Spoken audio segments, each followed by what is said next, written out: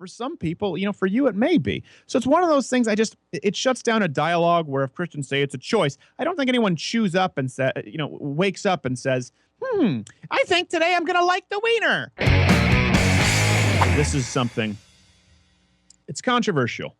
Now, Fun Dip Dan is very liberal on the on some of the social issues.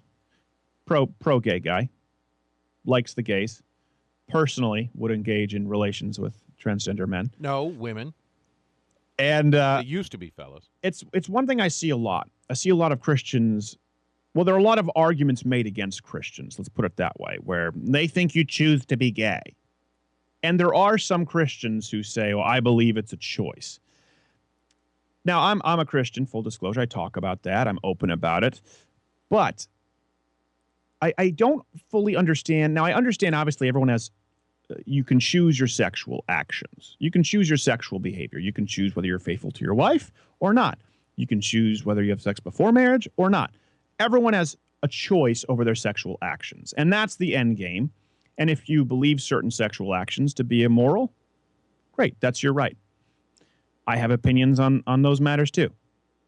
But to say that you choose to be gay, and I'll even upset some Christian friends and even probably some members of my family, I never bought that.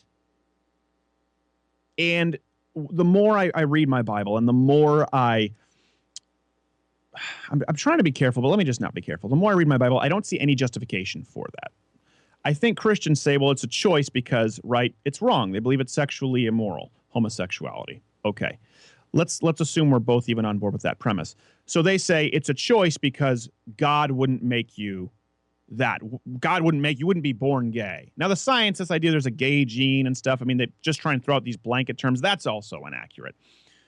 So do you choose to be gay? Well, God wouldn't make you born that way. Well, that assumes that everyone is either born perfect, and you get into the concept of original sin, or that everyone is naturally perfect, which is, of course, untrue.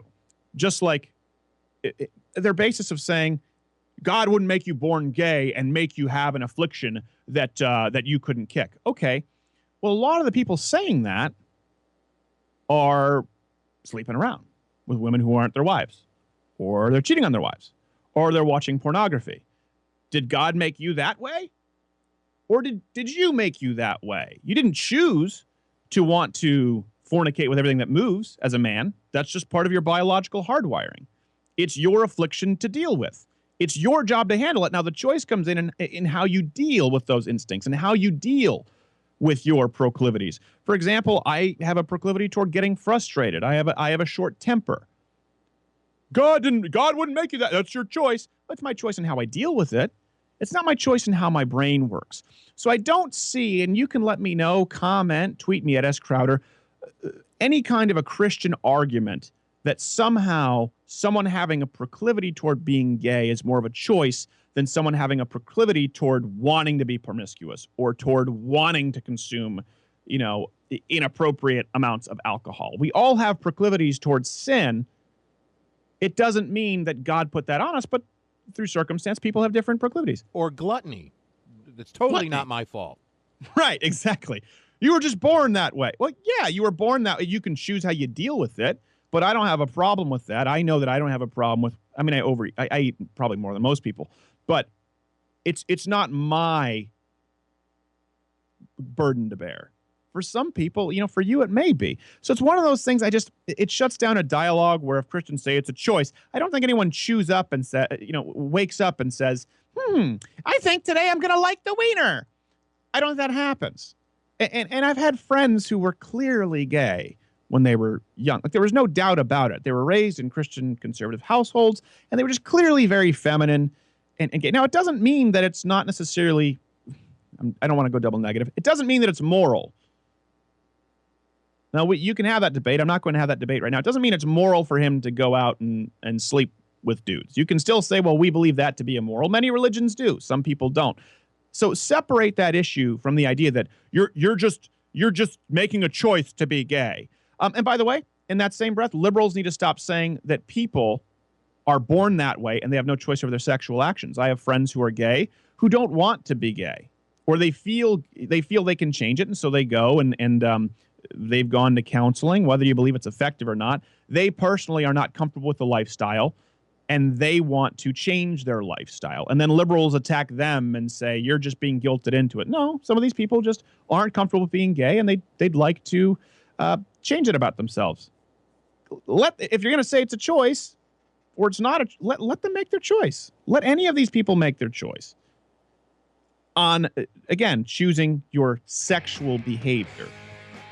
Anyway, it's just something I feel like go ahead, Fun Dip. No, I was just saying you have 1 minute left. Okay, but I bet you that probably, surprised you, because you've talked about that with Christians.